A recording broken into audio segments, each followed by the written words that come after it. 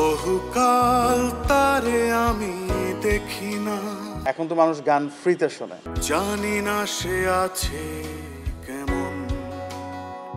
আমরা কিন্তু হাতে অ্যালবামটা নিতাম ওই সময়, এখনকার সময় কিন্তু আর সেই সুযোগটা নেই। যে কি সে আগেরই মতন, আমারও পরানো যাহা চায় তুমি তাই, এর থেকে সহজ কথা কিন্তু আর কিছু নেই। তারে ভালোবেসে শুধু মরে। আমার আসলে কোনো ধরনের মুভিতেই কাজ করতে কোনো আপত্তি নেই। আমি যে খুব আসলে বেছে কাজ করার সুযোগটা এখানে ওভাবে নেই, কারণ মুভি হয় অনেক কম। আমি যদি এখানে বাছবিচার করি তাহলে দেখা যাবে যে অনেক কাজ আমার ছেড়ে দিতে হচ্ছে, তো আসলে সেখানে অতটা বাছবিচার করেনি। আমি কিন্তু এরপরে বেশ কিছু কমার্শিয়াল মুভিতে গান গেয়েছি, যেমন একটা মুভি ছিল ট্র্যাপ, এটা এই বছর এসেছে, এটা কিন্তু কমার্শিয়াল মুভি। তো এখানে যে একটা গান গেয়েছি আমি, সেটাও একদম কমার্শিয়াল স্টাইলেরই। তো আমি কিন্তু ওরকম যে হ্যাঁ আমি শুধু এই ডিরেক্টর বা এই নায়ক এই নায়িকা হলেই গাইবো, এছাড়া গাইবো না, এটা আমি বিশ্বাস করি না। আমি সবার সাথেই কাজ করতে চাই, একদম পিওর বাণিজ্যিক মুভি থেকে যদি আর্ট ফিল্মও হয় সেখানেও আমি কাজ করতে চাই। আমার আসলে ওরকম কোনো কারণ আমি হতে চাই ভার্সেটাইল। স্যান্ডেলিনা সো, রূপচর্চায় আভিজাত্য। যেমন পাশের দেশে যদি আমি সোনু নিগমের কথা বলি বা অরিজিৎ সিং এর কথা বলি, তারা কিন্তু ওরকম বাছবিচার করে না। অরিজিৎ সিং কিন্তু মে তেরা গার্লফ্রেন্ড তু মেরে বয়ফ্রেন্ড এই গানও কিন্তু গেয়েছে, রাইট? তারপর চিকনি চামেলি কিন্তু শ্রেয়া ঘোষাল গেয়েছে। তা আমার কথা হচ্ছে যে শ্রেয়া ঘোষাল যদি ভাবতো যে আমি সবসময় শুধু ক্লাসিক গান গাইবো, তাহলে তো আর এই চিকনি চামেলি তিনি গাইতেন না। তা আমার কথা হচ্ছে যে একটা ভার্সেটাইল আর্টিস্ট তার ইচ্ছেই থাকে বা তার শক্তিই থাকে, সে সব ধরনের গান গাইতে পারে। তো আমার বিশ্বাস যে আমি চেষ্টা করি সেই ভার্সেটাইল আর্টিস্টটা হওয়ার।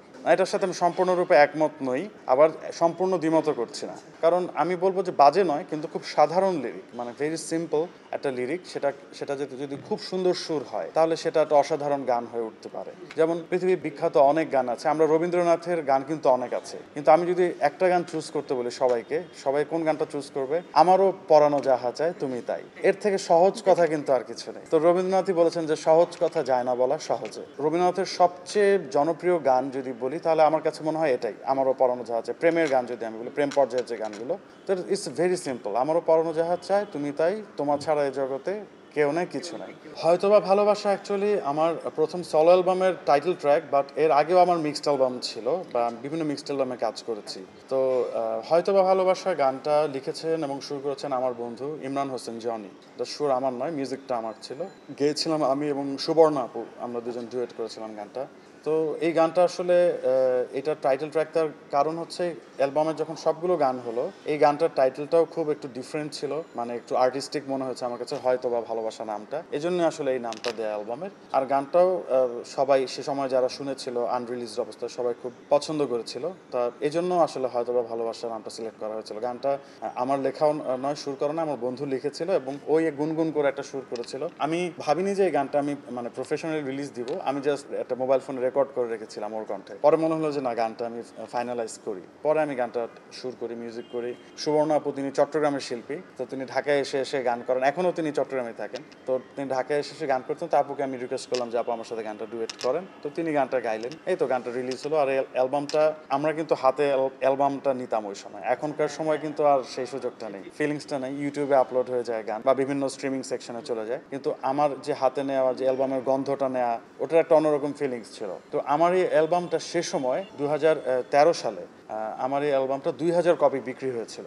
তো আমি বলবো যে এটা কোম্পানির থেকে আমাকে জানানো হয়েছিল। তো 2000 copy is a huge thing. হ্যাঁ, ওই সময় যারা ধরেন যে সুপার হিট যারা ছিলেন, যে ইমরান বা পড়শি, তাদের অ্যালবাম ওই সময় দেখা যেত যে ইমরানেরটা 25,000 বিক্রি হয়েছে, বা পড়শি অ্যালবাম হয়তো 40-50,000 ওই সময় বিক্রি হইতো এরকম। তা সেই সময় আমার জন্য 2000 বিক্রি হওয়াটাও কিন্তু আমার জন্য একটা অনেক বড় বিষয় ছিল। তো আমাকে কোম্পানি থেকে জানিয়েছিল যে 2000 কপি বিক্রি হয়েছে। তো এটা আমার জন্য অনেক একটা আনন্দের বিষয় যে আমার অ্যালবাম মানুষ, মানে এখন তো মানুষ গান ফ্রিতে শোনে, সেই সময় মানুষ টাকা দিয়ে কিনে শুনেছে। এটা আমার কাছে অনেক একটা আনন্দের বিষয়।